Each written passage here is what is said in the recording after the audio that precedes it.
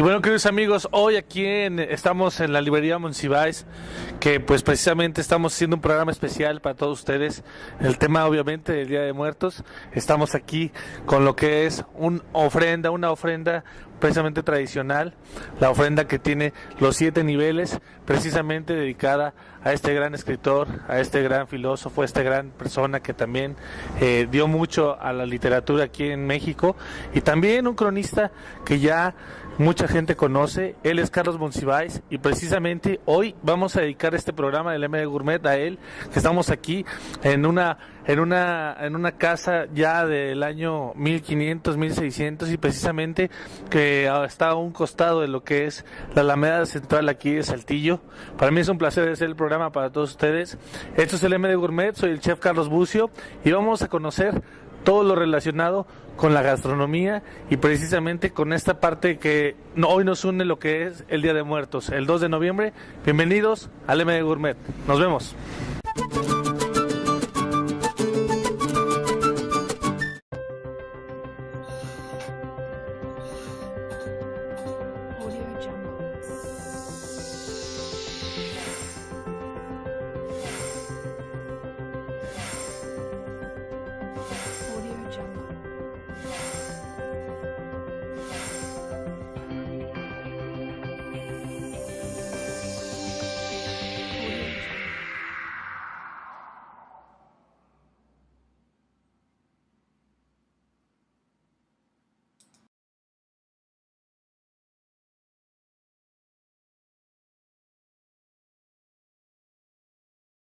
Consejos, historias, temas de moda y mucho más. Lo tienes con Deyanira Torres en tu programa Catos. Este y todos los miércoles a las 17 horas en MD Saltillo.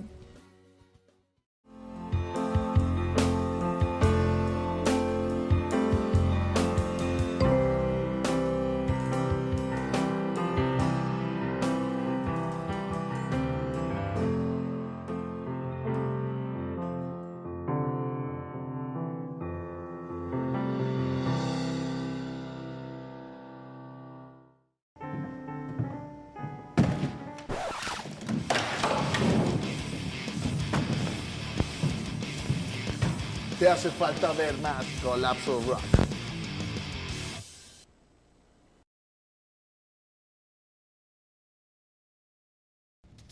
El análisis, la opinión y todo lo que quieres saber sobre el mundo de las finanzas lo encuentras en Perspectivas Económicas con el Dr. Juan Pablo Rodríguez, de lunes a viernes a las 13:30 horas y repeticiones a las 9 horas por MD Saltillo.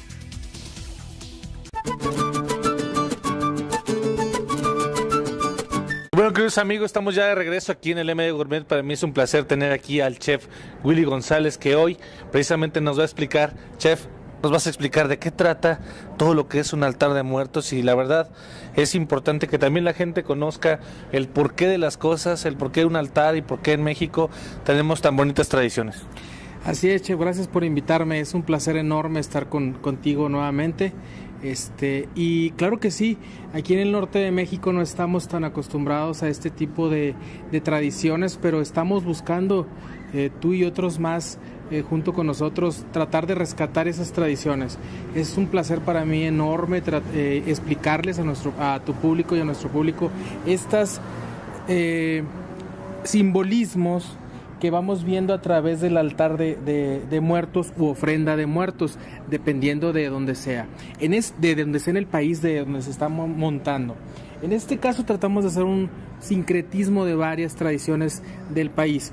¿Por qué? Porque en Guerrero es de una forma, en Hidalgo es de otra forma, en Michoacán es de otra forma, en Oaxaca es de otra forma, en Puebla es de otra forma, y así nos podemos ir por cada uno de los estados, sobre todo el centro y sur de México, pero aquí tratamos de poner los más representativos de todos. Empezamos por la pista de aterrizaje de los espíritus de los difuntos, que le podríamos llamar al camino de cal y sal. Ahí llegan directamente del cielo y entran al altar y son recibidos por una cruz de cal con pétalos de cempasúchil y con orillas de luz que son los que le indican a la luz al difunto, pariente de nosotros o amigo de nosotros a quien le dedicamos el altar, el camino hacia donde debe de ir. La cruz de cal en un principio reflejaba los lugares, los lugares a donde se podía dirigir. Después, con el sincretismo con la religión católica, pasó a significar lo que es la cruz del Cristo crucificado. Siguiendo con el camino, vemos ahí el perro, ¿no? Que es tan importante. Es muy, muy importante. Es el Xoloescuincle. El Xoloescuincle recibe con sus ladridos y le indica al muerto que ya está en el lugar donde sus parientes o sus familiares o sus amigos le montaron la ofrenda. Cabe de paso señalar también el cempasúchil, que es el color del camino de la vida. Es la flor de las 20 flores, así es la traducción de la palabra cempasúchil en algunos casos. Es llamada de muchas otras maneras en muchas otras partes del país. En algunas partes de México el altar está constituido, chef, por 4 niveles, en otros está constituido de 3 niveles, en otros, como en este caso, está constituido de 7, y hay algunas ofrendas en las cuales no importa la cantidad. En Pátzcuaro, en el lago de Pátzcuaro, en la isla de Janitzio, todo el cementerio es la ofrenda completa. Todo el cementerio se decora como una ofrenda total. Ahí no hay niveles de que el nivel 1 y el nivel 2. Ahí todo el cementerio y la hora basílica de Janitzio, en Janitzio, se montan altares donde no importa la altura ni los niveles que estén marcados las ofrendas, pero en otras partes de México sí.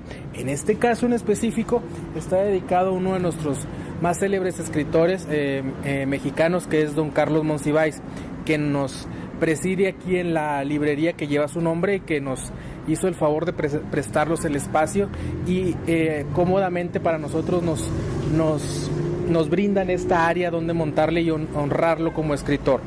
Curiosamente, él era fanático de los gatos, pero en un altar de muertos no se acostumbra los gatos porque los gatos ahuyentan a los muertos o a la muerte. Entonces ahí hicimos una excepción. ¿Por qué? Porque en el altar hay diferentes objetos que simbolizan a la persona que estamos honrando. Es decir, aquí ponemos lo que le gustaba tomar, lo que le gustaba beber, lo que le gustaba degustar y diferentes objetos que le servían a él en su vida cotidiana. En el caso de él, su máquina de escribir o su laptop o el altar se puede ir adecuando a la modernidad. Los objetos que el muerto, que el difunto utilizaba. Cabe señalar, chef, que es muy importante que la tradición marca que un altar de muertos no se le puede montar a una persona que tenga menos de un año de fallecido, porque lo estamos reteniendo en este plano. Eso es un brevario que en algunas culturas y en algunas partes del país es muy importante. Entonces, chef, a ver, permíteme que te interrumpa. Quiere decir que entonces, si tenemos una familiar o una persona que indudablemente generó algo en nuestra familia, o una familia muy cercana, un amigo muy cercano, no le podemos poner inmediatamente una ofrenda porque todavía no lleva tiempo Así es, porque el proceso de la muerte lleva un tiempo, lleva unos tiempos. Recuerden que esta celebración es una fusión de nuestras tradiciones mesoamericanas con la religión cristiana, católica, que fue la que importaron nuestros conquistadores.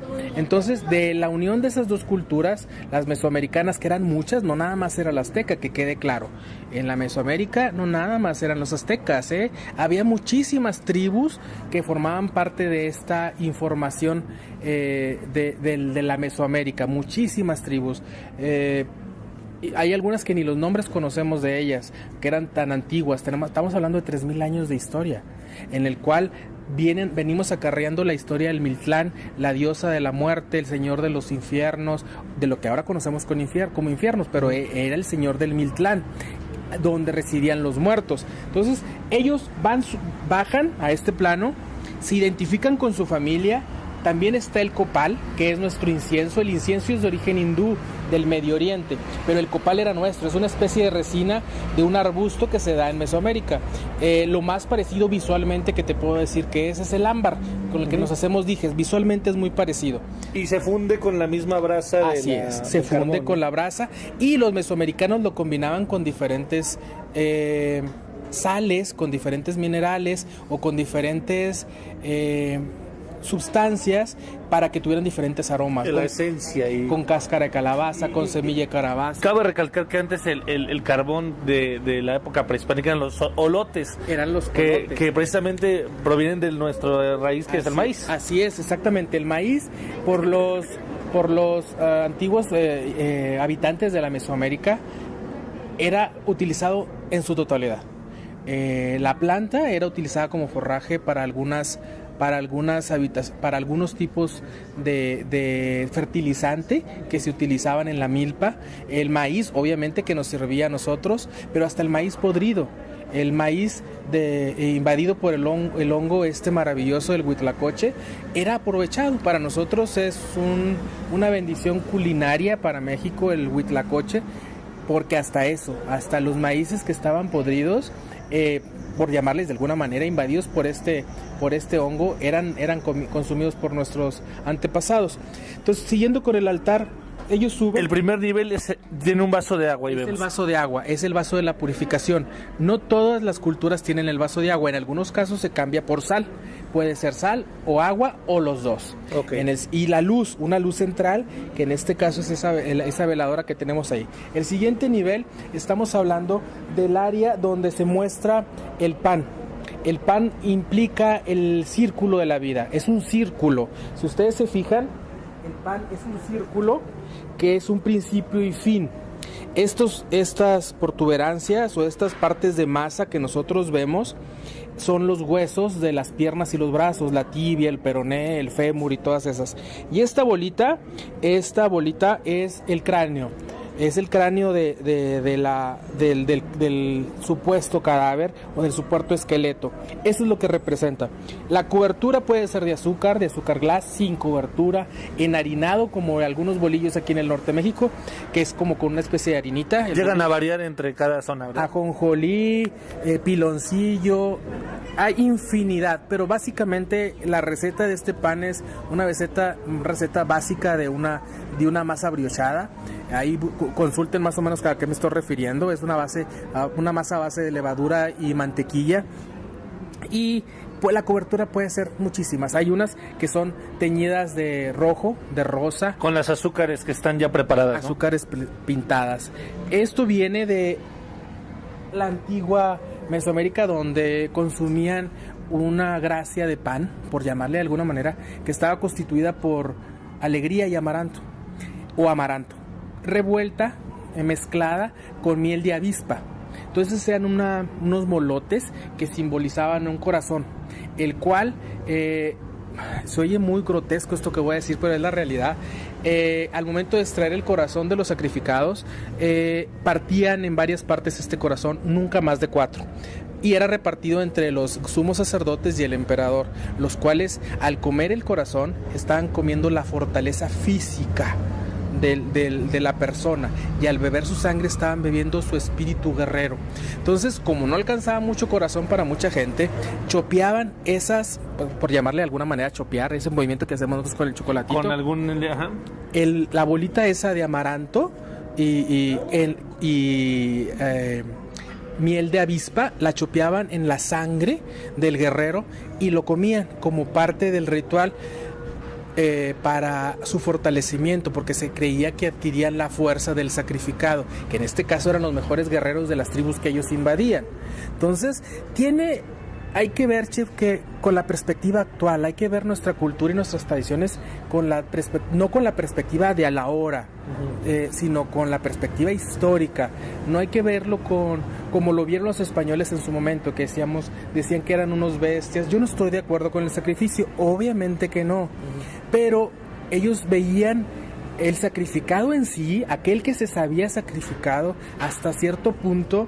Y lo vemos actualmente, los que se inmolan en actos terroristas, los kamikazes en Japón, sienten un orgullo enorme al hacer este tipo de actos. Los sacrificados, la entrega era absoluta, porque ellos sabían perfectamente bien, como los ahora cristianos, que era para un bien, ¿no? Que si los cristianos de ahora dicen que si me porto bien tengo ganado el cielo, ellos ya en ese acto tenían ganado el suelo del cielo, así se le llamaba. Era un área del Miltlán donde era el siempre verde, era un paraíso perfecto donde también iban a dar las mujeres que morían en el parto, porque para ellos las mujeres cada vez que parían estaban sufriendo una guerra contra la muerte, ¿no? Contra la muerte, porque el índice de mortalidad de las mujeres en el parto era muchísima. Entonces para ellos tenía tanto valor una mujer en el momento del parto que un guerrero águila o que un guerrero jaguar, ¿no? Entonces seguimos a nuestro siguiente nivel, que estamos en el cuarto nivel, ¿verdad? En el tercero.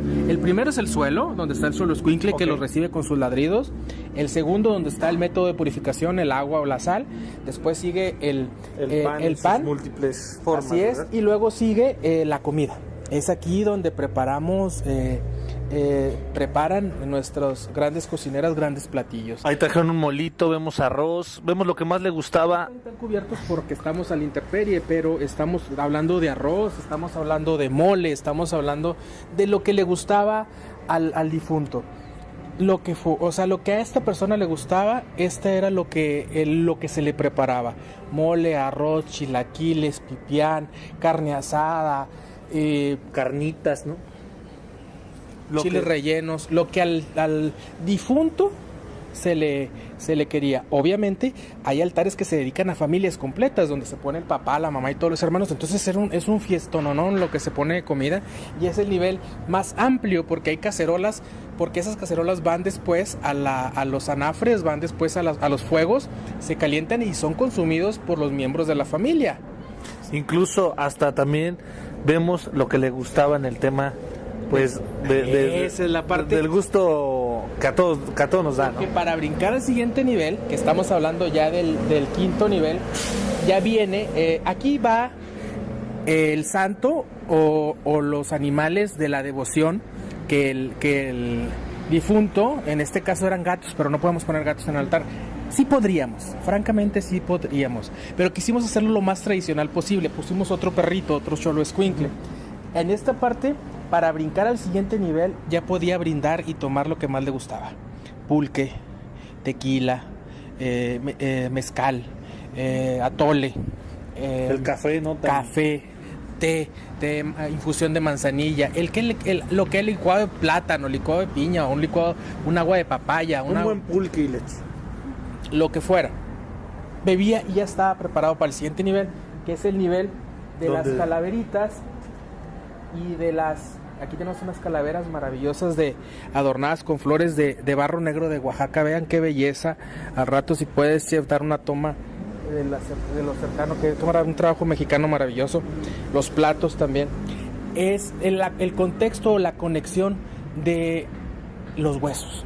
Los huesos eran para los habitantes de la Mesoamérica muy importantes, porque para ellos ahí estaba el verdadero ser. Era lo que quedaba, porque ellos cuando destapaban una tumba lo que encontraron eran huesos.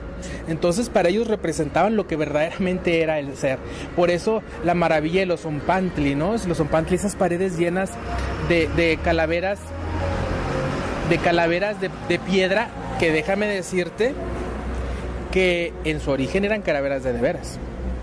Y tenían dos sentidos: el sentido espiritual del sacrificio y de imponer miedo. Imagínate lo que ha de ser para ti como visitante de Tenochtitlan, por ejemplo, llegar y ver un edificio de 7 niveles, 8 niveles, las escaleras donde había litros y litros derramados de sangre, y donde en su base, en el Zompantli, había cráneos acomodados en fila de los guerreros que habían perdido batallas contra ellos.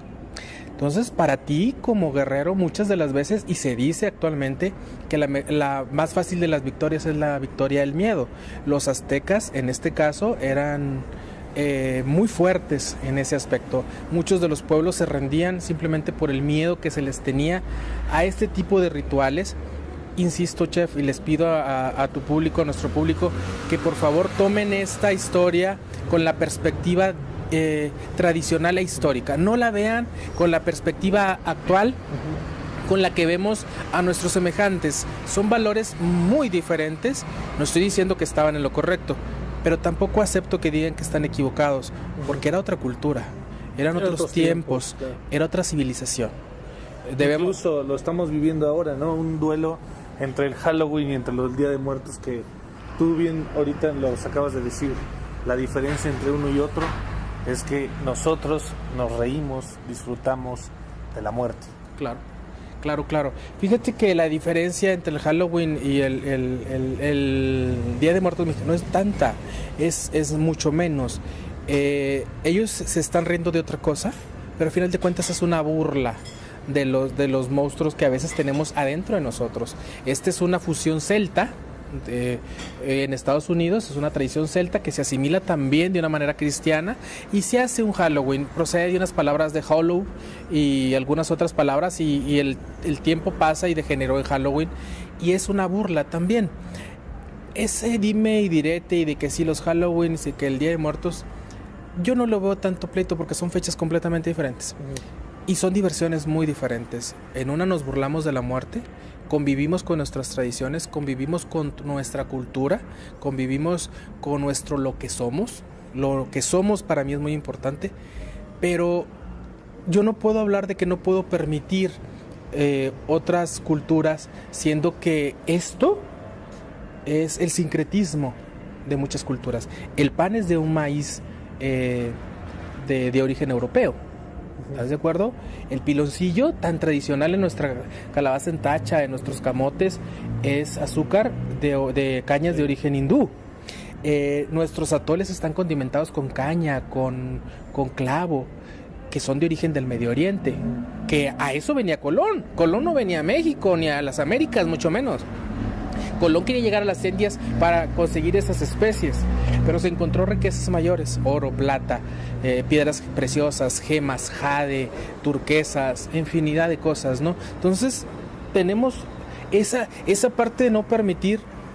Lo que no debemos de permitir no es que nos invada el Halloween, no, lo que no debemos de permitir es abandonar nuestras tradiciones. Sí, y diferenciarlas perfectamente bien y culturalmente a nuestros niños decirle: esta es una diversión, esto es para divertirnos, esto es una fiesta de disfraces, esto es una fiesta, pero esto son nuestras tradiciones. Tiene una historia. Subimos y ya conectamos con nuestro esqueleto, con nuestros huesos, con nuestras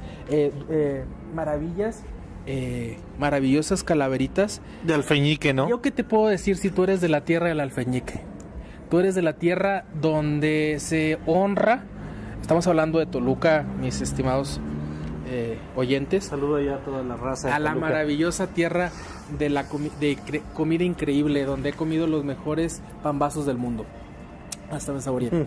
Los alfeñiques, Toluca es la tierra del alfeñique. Hay ferias, es una cultura, es una técnica que, si bien la calavera es muy mexicana, la técnica es muy árabe. De hecho, la palabra alfeñique es de origen árabe.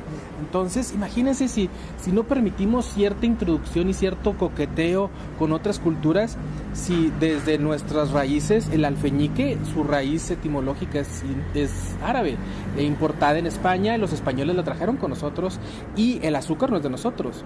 El glacé real no es de nosotros. Sí, entonces, pero esto, la unión de todas esas cosas, esta calaverita sí es de nosotros, sí es nuestra completamente.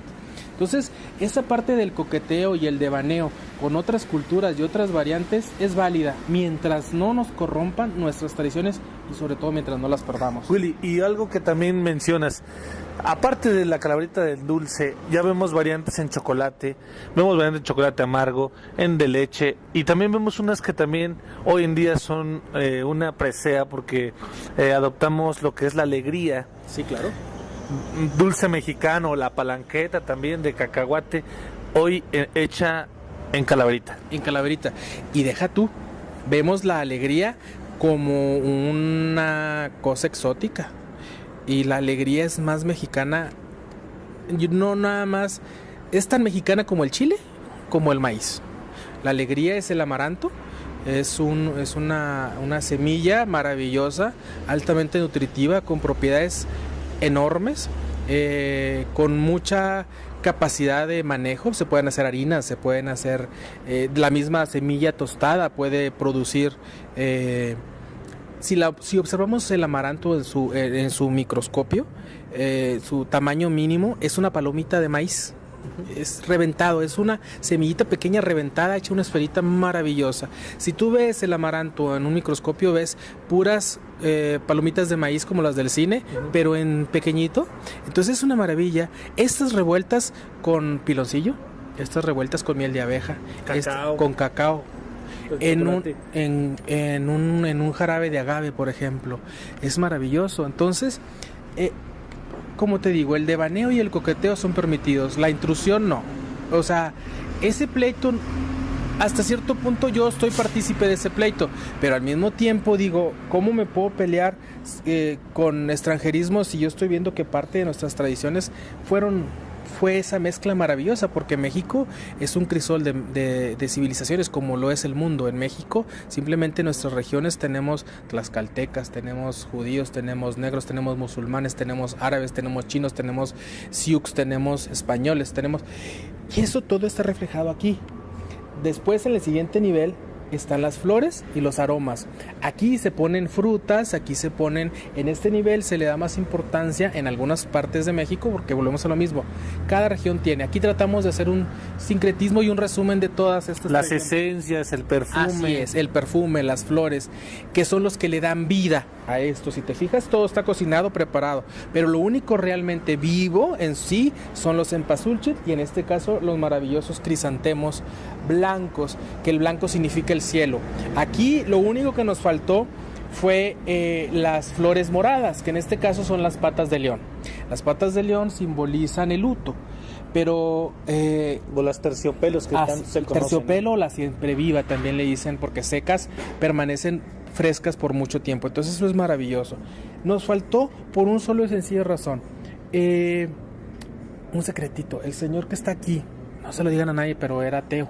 Entonces quisimos jugar con esa parte maravillosa de don Carlos Monsiváis. Era un cuate impredecible, ¿no? Absolutamente maravilloso. Entonces no estamos de luto, evitamos el estar de luto, chef, y nos brincamos al color y a la fiesta, porque su vida era una fiesta completamente. Entonces seguimos al siguiente nivel, que es donde se pone la fotografía del homenajeado. Esto, que quede claro, es un homenaje, es un tributo, es una ofrenda a nuestros difuntos, y se debe hacer con todo el respeto que el difunto nos merece. No debe ser algo improvisado, debe ser algo planeado. Tú y yo mejor que nadie lo sabemos, esto lo tenemos planeando con mucho tiempo de anticipación. A él le gustaban mucho las visitas culturales a mercados y ese tipo de cosas, entonces nosotros le dimos ese toque como si él estuviera en un mercado con guacales y con flores y con cosas, como si él estuviera con frutas y flores. Nuestra calavera maravillosa de papel maché. Y nos faltó un elemento, la fotografía, y el último de los elementos también muy importantes es el papel picado. El papel picado siempre se colgaba en las partes de arriba. El papel picado implica esa translucidez entre la vida y la muerte. El papel picado es como si viéramos una ventana y de un lado estuviéramos los vivos y del otro lado estuviéramos los muertos. Y si nos ponemos a pensar, es así como que medio de miedito, de esas historias de miedo, el hecho de saber que el que diseñó el papel picado en su origen pensó que yo estoy de este lado viendo hacia allá, pero hay alguien de aquel lado viendo hacia acá por los agujeritos. Entonces no puedo evitar yo emocionarme y ponerme chinito cuando hablo de eso, porque es así como que, ¿y si sí es cierto? ¿Y si es verdad? Entonces eso es muy interesante, hasta el papel picado. Y por último, el elemento que está repartido por toda nuestro altar son las velas, las luces que guían a nuestro difunto, el cual se postra en la parte superior, y al final de comer y haber estado con nosotros, él baja y camina por nuestra cruz y se retira por la pista de aterrizaje, que le llamo yo, al camino de cal y de sal en muchos de los casos. Eso es rápidamente la descripción de un altar de muertos. Obviamente en muchas partes, como pueblos, fíjense lo que digo, y puedo ir más allá, como colonias, como barrios, hay en nuestro país, hay formas de ver la muerte y formas de hacer su altar. Yo he visto en Iztapalapa altares de 40 pisos, enormes, bellísimos, con santos, y lo increíble es que te encuentras en el mismo altar, te encuentras a Pancho Villa, y te encuentras a la Virgen de los Milagros, y te encuentras a la Santa Muerte, y te encuentras al demonio de la lotería, y ahí es un tributo, ¿no? Es un tributo, y no debemos de verlo desde la perspectiva del juzgar, sino el de disfrutar y aprender. Yo siempre les aconsejo a la gente que cuando vayan a nuestro México o cuando vengan hacia el norte, lo mejor que pueden hacer es preguntar. Claro. Preguntarle a la gente el porqué de las cosas, el por qué estamos aquí, ¿por qué estamos tú y yo aquí, chef? Porque queremos rescatar este tipo de cosas, claro. Porque somos defensores de este tipo de circunstancias, y porque somos defensores también del cabrito, y somos defensores también del asado, y somos defensores de los panecitos mamones de Viesca, y somos defensores de la comida de Cuaresma, que aquí sí que se acostumbra y es casi ritualística, de las tortitas de camarón, de los chicales, de la flor de palma, de que se dan aquí en nuestros desiertos, cabuches. Los cabuches. Y que hay tantas cosas que hoy en día se han estado perdiendo en base al tiempo y queremos rescatar. Y de verdad, chef, muchísimas gracias por esta explicación, que la verdad fue lo más interesante posible también. Pues, como tú mencionabas, pueden haber altares muy grandes, pero también depende mucho de la humildad con cual la gente lo hace en sus casas. También, chef, quiero que sepas que yo hablaba de altares grandes, pero también me ha tocado ir a altares en casas, en algunas ciudades, en Toluca, en Mixquic, que es todo el pueblo. Mixquic, en el Estado de México, es todo el pueblo. Todo el pueblo es un altar completo y son panaderos. Entonces, imagínate esos aromas. Pero también he entrado a casas donde estamos cenando y volteas y ves en una mesita de 60 por 60 el vasito de tequila, el ramo de cempasúchil, la calaverita el alfeñique, ves la cruz, el santito, ves el plato, y lo increíble es que ahí empieza en las casas, en algunas casas a las que yo he tenido la fortuna de visitar, me he topado con que les cambian el plato porque de un día a otro, ¿no? El ritual, y comen lo que ellos comen. Entonces el ritual empieza desde el 28, porque en algunas partes de México no nada más es el día 1 y 2 de noviembre, empieza desde el 28 de octubre celebrando a las ánimas perdidas, y después a las ánimas ahogadas, y después a los niños, las ánimas del purgatorio, las ánimas del purgatorio, y se vienen desde el 28. Entonces en la mañana les sirven el desayuno, y les cambian el plato y les sirven la comida, y les cambian el plato y les sirven la cena, y es como si el familiar estuviera ahí. Sí. ¿Y por qué? Y no ves fotos, eso es otra cosa. En las partes donde yo he visto eso, no veo fotos de los difuntos. A mí la señora lo que me contestó fue, es que es para todos mis muertos. Lo que llegue. ¿Sí? Entonces también algunos amigos europeos o americanos se les llama la atención cuando estamos platicando esto, porque no pueden evitar pensar que ellos están sentados comiendo, o yo estoy con la familia comiendo, y se supone que el muerto, el espíritu, está a medio metro de donde estamos nosotros cenando con nosotros.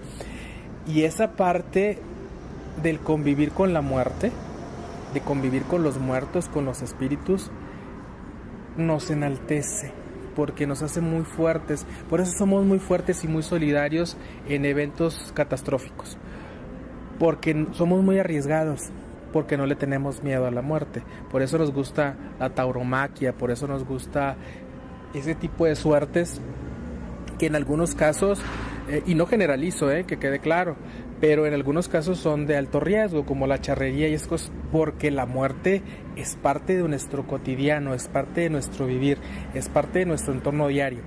Comemos con la muerte a diario, en estos días de muertos. Y yo recuerdo que bien al final de estas fechas, porque lo hacía, recuerdo a mi abuela siempre, me dijo, ven por tu muertito, que era una bolsa de plástico, y que te daba cierta fruta, Claro. de cada una de las, Claro. una caña, Claro. 2 naranjas. Era tu muertito, que era, pues estabas jugando y era como una especie de regalo de los dulces, de compartir de la mesa de los muertos. Así es, chef. Y fíjate que a mí me llama mucho la atención. Aquí pedimos Halloween, tenemos que ser honestos, en el norte de la República pedimos Halloween. El día de ayer, vamos a ubicarnos en fechas, hoy es 1 de noviembre, ayer fue 31, y salen los niños a pedir. Pero yo he estado en celebraciones en el centro de la República y allá piden calaverita. Tú no me dejarás mentir. Piden la calaverita y los niños andan en la calle, igual que nuestros niños de acá del norte pidiendo Halloween, andan pidiendo la calaverita. Y yo abogo porque los niños de aquí lo hagan así. ¿Por qué? Porque es dinero en efectivo, chef. Entonces, la calaverita era dinero, no eran dulcitos, era dinero. Entonces, cada uno tiene sus diversiones, cada uno tiene sus partes buenas. El chiste del mexicano es esa parte de la fiesta, de la celebración, pero también somos muy buenos conservando nuestras tradiciones. Y yo creo que quiero repetirlo por tercera o cuarta vez, ya no sé ni cuántas las he dicho. No hay que estar peleado con nuestras tradiciones, con otras culturas. Lo que no hay que perder es nuestras tradiciones y fomentarlas. Yo en lo personal, por ejemplo, decoro de Halloween, pero también pongo mi altar. Y la cena de Halloween hago trampa. La cena de Halloween hago comida mexicana. Y calaverita, y calabaza en tacha, y mole. Entonces ahí como que ya estoy tratando de meter el asunto de esta cultura, que tengo la fortuna de tener una suegra, Glorita, le mando saludos, una suegra maravillosa, que es una cocinera extraordinaria. Glorita tiene un sincretismo cultural, no le gusta que le digan Glorita, pero yo a propósito se lo digo. Un sincretismo cultural muy importante para que veamos cómo se diseñan nuestros platos. Su mamá es de Torreón, Coahuila, su papá es de Veracruz y ella nació en el DF. Entonces, una fusión de sabores, ¿no? Increíble. Entonces, todas las recetas que yo he practicado, que yo sé o que me he aprendido en otras partes, con ella las rectifico. Glorita me ha enseñado la diferencia entre la memela, entre el tlacoyo, entre la garnacha, porque aquí todo ese tipo de cosas le decimos garnachas, y no, la garnacha es una cosa muy diferente. Entre el sopecito, entre la pellizcada y el sopecito, entre la gordita, que allá la gordita más está relleno de 3 cosas, acá la rellenamos de todo lo que queda. Entonces, y hay otras más. Las largas de Guanajuato, por ejemplo, que es una tortilla larga con frijoles y arriba con cueritos y con un pico de gallo muy rico. Glorita me ha hecho la fortuna de tener un diccionario de comida del centro de México maravilloso. Glorita me ha enseñado a cocinar todas las salsas verdes del mundo. Me ha enseñado la diferencia entre masas y masas. ¿Por qué esta masa es así? ¿Por qué esta masa no se amasa? ¿Por qué esta es más ligera? ¿Que por qué esta es más espesa? Entonces, hay que ser agradecidos, pero también hay que preguntar. Si yo no le he preguntado a mi suegra cómo se hace tal o cual cosa, quizá ella no hubiera detectado el interés. Ahora, la maravilla es que estamos tan sincronizados. Yo tengo 10 años de disfrutar de su presencia en mi vida, y la maravilla de esto es que cada vez que voy al DF, ella me tiene una novedad, y que en el mercado de Jamaica, y que en el mercado de Sonora, y que en el mercado de San Joaquín, y que en el mercado de San Juan. Entonces, este sincretismo de que no vivimos los del norte, tenemos que hacer claro eso, no vivimos nosotros eso tan maravilloso, hay que ir a exportarlo, así como nosotros exportamos nuestra carne asada, exportamos nuestra sazón del asado, nuestras cosas, hay que traer las cosas maravillosas de allá, porque el pico de gallo es de ellos, las salsas verdes son de ellos, ¿sí? Los tlacoyos, los pambazos, las tortas ahogadas. Tenemos aquí en la ciudad representantes de la gastronomía en restaurantes extraordinariamente maravillosos, ¿sí? Y que han ido agarrando de cada uno de los estados y ha hecho. Así es. Hoy una fama. Entonces, los atoles, los champurrados, las guajolotas, las tortas de tamal con... Yo tengo un amigo que dice que se crió a base, aquí lo tengo enfrente, que se crió a base de guajolotas, se echaba 2 o 3 divorciadas. Sí, vivía a base de guajolotas. Todo lo que soy se lo debo a las guajolotas. Entonces es... platillo completo el mexicano para ir a trabajar, ¿no? Claro, yo no he podido hasta lo increíble es que Carlos aquí, uno de mis grandes amores, o sea, yo no puedo con una guajolota. Él y otros gente del DF que conozco, se ataca 2 guajolotas con 1 litro de champurrado. Hijos. El camarógrafo está diciendo que él también. Entonces, yo no puedo, es fecha.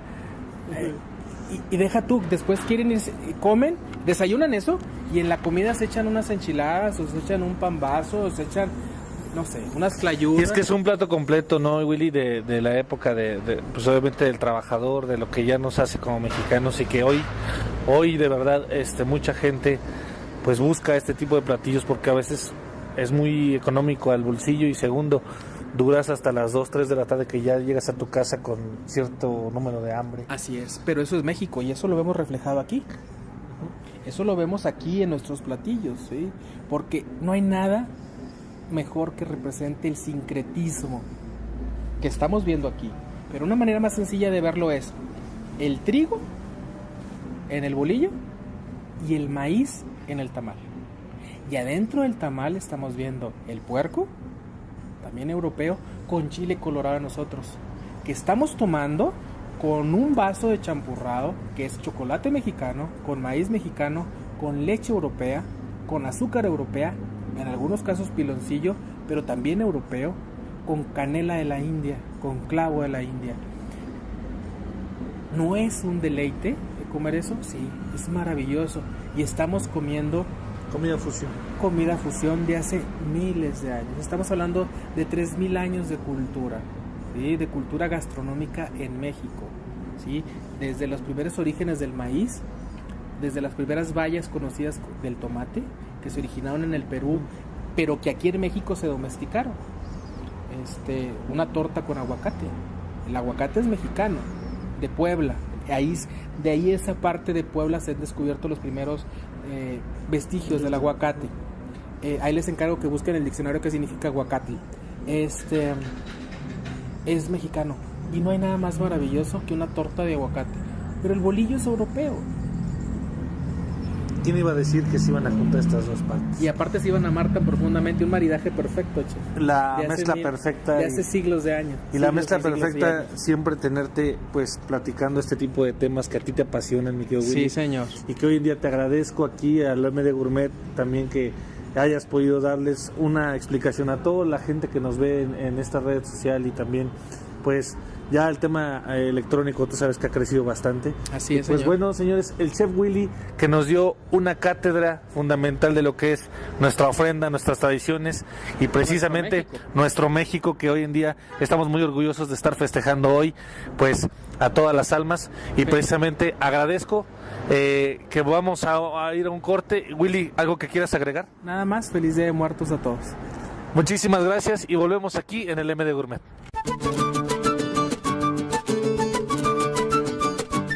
MD Saltillo tiene para ti la plataforma perfecta para demostrar que eres una estrella.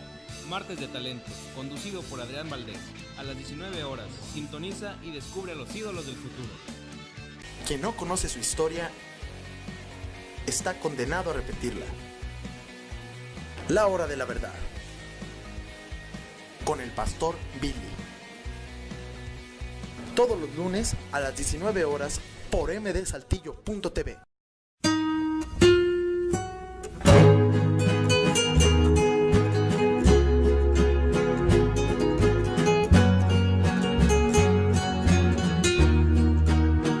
Enamórate de la esencia de Saltillo, de la música, del amor, el romanticismo. Noches de rondallas, solo aquí.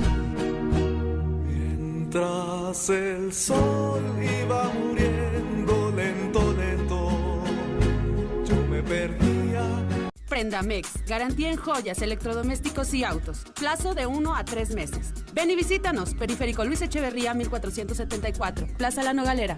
Si necesitas un préstamo inmediato, Prendamex es la solución.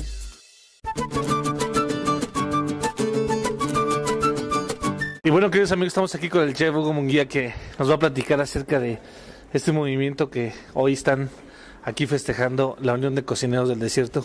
Huguito, muchas gracias. ¿Cómo estás, Carlos? Primero que nada, pues aquí con el programa del MD Gourmet, que nos platiques qué onda, de qué se trató hoy el día, por qué y para qué. Mira, Carlos, padrísimo. Estuvimos hoy desde la mañana fomentando mucho los valores, la cultura, las tradiciones mexicanas una vez más. Hoy, Día de Muertos, empezamos a fomentar todo aquello que son nuestra cultura, el pan de muerto, las calaveritas, todo lo que engloba ese Día de Muertos que es mágico, ¿no? Estuvimos contentísimos, llenos de gente, la gente aceptó venir, los cocineros del desierto, estamos fascinados de que todo el mundo esté hoy acá con nosotros. Los niños, familias completas que hoy visitaron precisamente hoy aquí la sede que es la librería Carlos Monsiváis y que nos abrió las puertas como un lugar donde podemos nosotros pues preservar estas tradiciones, y también el que invitaron hoy pues a un gran número de panaderos, ¿no? Fíjate que lo importante era traer a los panaderos locales para que ellos expusieran ese pan, esa tradición, vieran también qué significa en una conferencia. Estaban encantados y emocionados de estar aquí con nosotros y poder traer su pan, y trajeron una exhibición completa de panes, trajeron una exhibición de panes de varias regiones, de varios sabores. Estuvimos fascinados, la gente le encantó, se llevaron el pan, abarrotaron y dejaron vacías los espigueros. Pues ahora sí que, Hugo, de verdad que pues estamos muy contentos de estar aquí pues haciendo este programa para pues la gente que hoy nos ve en el M de Gourmet, y que también hoy la Unión de Cocineros hace pues yo creo que de los primeros eventos que ha tenido bastante auge y que mucha gente pues puede esperar mucho más, ¿no? ¿Qué viene posteriormente al evento? Pues mira, hoy fue de los primeros eventos, estamos contentísimos de haber logrado que tanta gente viniera, estuviera interesada, y ahora los cocineros del desierto queremos reconocer a toda esa gente que tiene una trayectoria, que ha trabajado por la cocina. Vamos a seguir trabajando en la cocina norestense, en la cocina del desierto, que es lo que nos atañe, y vamos a empezar a reconocer ahora en esta cena de gala y a los cocineros que van a ser parte de la Unión de Cocineros, y además a toda esa gente que está detrás de la cocina, a toda esa gente que está ahí al pie del cañón. Tú ves un producto terminado, un platillo, y no sabes qué hay atrás, ¿no? Entonces es lo que queremos ahora, que la gente se dé cuenta. Estamos emocionados, contentos, y esperen el siguiente evento. Y pues la verdad es que ya próximamente también va a estar la página en Facebook, obviamente de los eventos, se va a subir fotografías de los que ya se están haciendo, y también a toda la gente que hace posible que hoy este evento haya sido pues todo un éxito, a todas las personas que patrocinaron el pan, que vinieron, que estuvieron aquí, incluso muestra de café auténtico, café artesanal, y que pues hoy en día es algo que la verdad nos llena de orgullo, mi querido Huguito, que gracias a mucha gente que pudo apoyarnos, pues hoy fue un gran éxito. Así es, la verdad es que respondió muy bien los panaderos, la gente se emociona cuando hablamos de nuestras tradiciones, y padrísimo, ¿no? Llegaron muchos expositores, llegaron unos cafés padrísimos, tuvimos unos atoles artesanales, unos músicos increíbles. Fue un éxito el evento, la verdad es que yo me voy con un gran sabor de boca, estuve muy muy contento de haber participado, y la respuesta de la gente es lo increíble, ¿no? Tuvimos esa exhibición de altar, esa conferencia magistral, y mira, el resultado está ahí, y vamos invitándolos para que regresen y vean todo lo que vamos a hacer los cocineros del desierto. Muchísimas gracias, Huguito, y pues bueno, nos vemos. Con esto despedimos el programa, y la verdad esperamos que se la hayan pasado a todo dar. Nos vemos la próxima semana con otro invitado más, una receta más, aquí en el M de Gourmet. Nos vemos.